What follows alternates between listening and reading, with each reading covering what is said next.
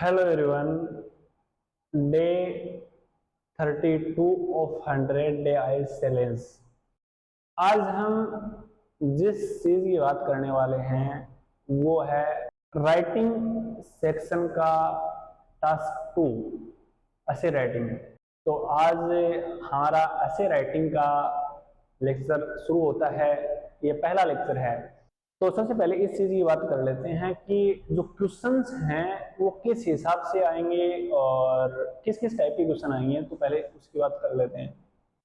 तो एक है एग्री और डिसएग्री, कि आप किसी चीज से एग्री करते हो या डिसएग्री करते हो। डू यू एग्री और डिसएग्री।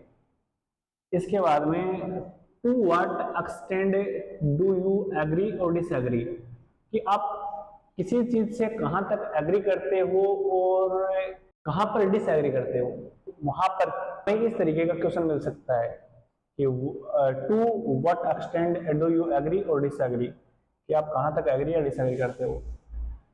दूसरे टाइप का क्वेश्चन आ सकता है एडवांटेज और disadvantage type question. Tell the advantage and disadvantage, कि हमें एडवांटेज और डिसएडवांटेज बताने होते हैं। कि क्या आपको लगता है कि किसी चीज के जो एडवांटेज हैं वो डिसएडवांटेज से ज्यादा है, outweigh. What do you think advantage outweigh disadvantage. आपको क्या लगता है कि एडवांटेज हैं वो डिसएडवांटेज से ज्यादा हैं, जो किसी चीज के जो फायदे हैं वो नुकसान से ज्यादा है ना। तो एडवांटेज हैं वो डिसएडवांटेज से ज्यादा हैं। इसमें आपको क्या लगता है, इस टाइप का क्वेश्चन आ सकता है। Positive and negative type question आ सकता है कि इज इट पॉजिटिव और नेगेटिव डेवलपमेंट, कि क्या यह पॉजिटिव या नेगेटिव डेवलपमेंट है। ओपिनियन बेस्ड क्वेश्चन आ सकता है जिसमें discuss views and give your opinion, कि हमें व्यूज पे डिस्कस करना है और अपना ओपिनियन देना है। कि हमें प्रॉब्लम सॉल्यूशन के बारे में डिस्कस करना हो सकता है, कॉज एंड इफेक्ट के बारे में सॉल्यूशन करना हो सकता है, प्रॉब्लम और सॉल्यूशन के बारे में डिस्कस करना हो सकता है, और उसमें क्या नेगेटिव और पॉजिटिव इफेक्ट पड़ते हैं उसके बारे में बात कर सकते हैं। तो इस टाइप के क्वेश्चन ऐसे राइटिंग में आ सकते हैं। अभी बात करते हैं ऐसे राइटिंग के स्ट्रक्चर की बात, कि किस तरीके का स्ट्रक्चर होना चाहिए ऐसे राइटिंग में। इंट्रोडक्शन, बॉडी पैराग्राफ से और कंक्लूजन, इन तीनों पे बात करनी है। तो इंट्रोडक्शन में हमें क्या करना है कि क्वेश्चन को पैराफ्रेज करना है। स्ट्रक्चर क्या रहेगा, पहले तो हम स्ट्रक्चर की बात कर लेते हैं। ऐसे राइटिंग के स्ट्रक्चर की बात कर लेते हैं। ऐसे राइटिंग का जो स्ट्रक्चर रहेगा उसमें इंट्रोडक्शन रहेगा, उसके बाद में बॉडी पैराग्राफ से करने हैं, उसके बाद में हमें कंक्लूजन लिखना है। सबसे पहले बात कर लेते हैं कि हमें इंट्रोडक्शन कैसे लिखना है। इंट्रोडक्शन में क्वेश्चन को पैराफ्रेज करना है, ठीक है। उसके बाद में हमें अपना ओपिनियन देना है। जैसे हमारे पास में क्वेश्चन आ गया कि डिफोरेस्टेशन करके जो इंफ्रास्ट्रक्चर बनाए जा रहे हैं उसके बारे में आप क्या सोचते हैं, ठीक है। इस टाइप का कोई क्वेश्चन आ गया तो हम अपने ओपिनियन में लिखेंगे कि in my opinion it is negative development, ठीक है। इसके बाद में हम थेसिस स्टेटमेंट लिखेंगे। थेसिस स्टेटमेंट में हम क्या करेंगे, थेसिस स्टेटमेंट हमें इतना ही लिखना है कि हम आगे रीजंस की और नेगेटिव इफेक्ट की बात करेंगे। इस हिसाब से हमें थेसिस स्टेटमेंट लिखना है, ठीक है। अभी हम बात कर लेते हैं, जैसे यहाँ पे हम दो चीजों की बात करेंगे, रीजन की और इफेक्ट की, ठीक है। तो हमने थेसिस स्टेटमेंट बता दिया कि हम आगे जो भी लिखेंगे उसमें हम रीजंस की और इफेक्ट की बात करेंगे, ठीक है। इससे ऐसे करके हम बता देंगे। नेगेटिव डेवलपमेंट की बात करेंगे इफेक्ट में। अभी जब हम बॉडी पैरा लिखेंगे तो बॉडी पैरा 1 में हम रीजंस के बारे में बताएंगे कि रीजंस क्या क्या रहेंगे। तो पहले हम पॉइंट लिखेंगे कि ये रीजन है और फिर उस रीजन को जस्टिफाई करेंगे कि इस जब भी हम मतलब कि पेड़ों की कटाई करेंगे तो हमें इंफ्रास्ट्रक्चर के लिए तो जो नेगेटिव डेवलपमेंट होने के रीजन है, तो पहले हम पॉइंट लिखेंगे, है ना, पहले हम एक पॉइंट लिखेंगे, फिर उस पॉइंट को जस्टिफाई करेंगे। बॉडी पैरा 1 में हम क्या करेंगे कि पहले हमने पॉइंट लिख दिया और फिर उस पॉइंट को हमने जस्टिफाई कर दिया। उसके बाद में हमने अगला पॉइंट लिखा और उस पॉइंट को जस्टिफाई कर दिया कि क्या रीजन है। जैसे हमने एक पॉइंट लिखा और उस पॉइंट का जस्टिफाई कर दिया कि ये रीजन है, फिर हमने एक और पॉइंट लिखा, फिर उसको जस्टिफाई कर दिया कि भाई दूसरे पॉइंट है, ये रीजन है, और उसके बाद में हमने एक एग्जांपल दे दिया। सेम चीज हमने बॉडी पैरा 2 में करनी है कि हमने इफेक्ट के बारे में बता दिया कि ये एक नेगेटिव इफेक्ट पड़ेगा। उस नेगेटिव इफेक्ट के बारे में हमने यहाँ पे बता दिया और उसके बाद में उसको जस्टिफाई कर दिया कि पेड़ पौधे और वो डिक्लाइन हो जाएंगे। फिर हमने उसको जस्टिफाई करा और फिर अगला पॉइंट लिखा दूसरा और फिर उस दूसरे पॉइंट को जस्टिफाई कर दिया और उसके बाद में एक एग्जांपल दे दिया।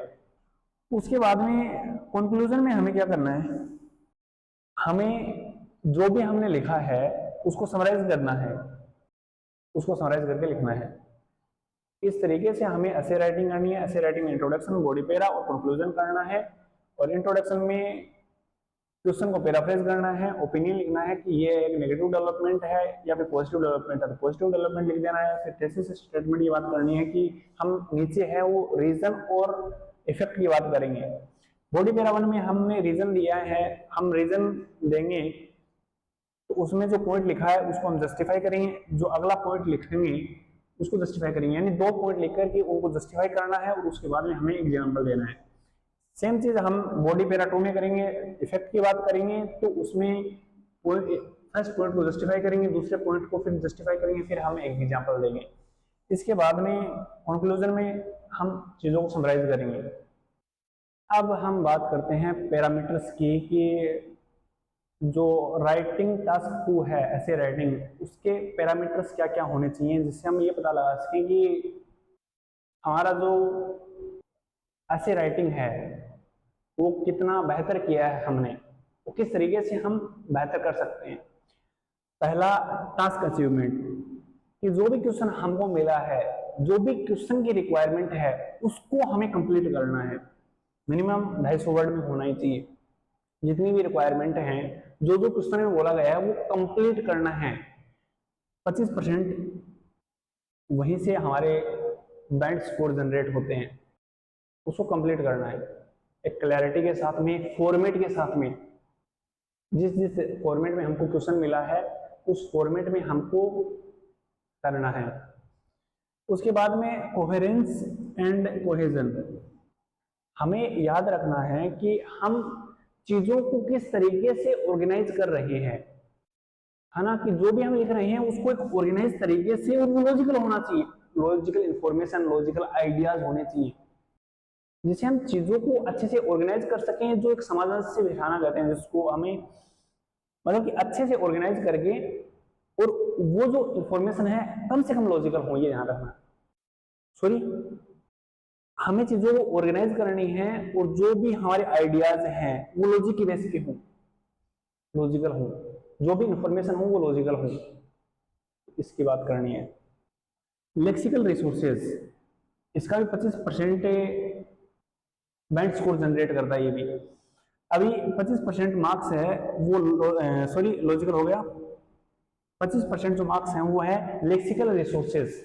लेक्सिकल रिसोर्सेज मतलब वोकेबलरी, कि वोकेबलरी किस तरीके से हम यूज में ले रहे हैं, इडियम्स को कैसे यूज में ले रहे हैं, कितनी उनमें एक्यूरेसी है और किस तरीके से उन सभी और मीनिंग को बेहतर बना रही है, और किस तरीके से हमारी जो वोकेबलरी है वो भले बहुत ज्यादा कॉम्प्लेक्स नहीं लिखनी है लेकिन हम जो लिखना चाह रहे हैं उसको बेहतर बना रही है।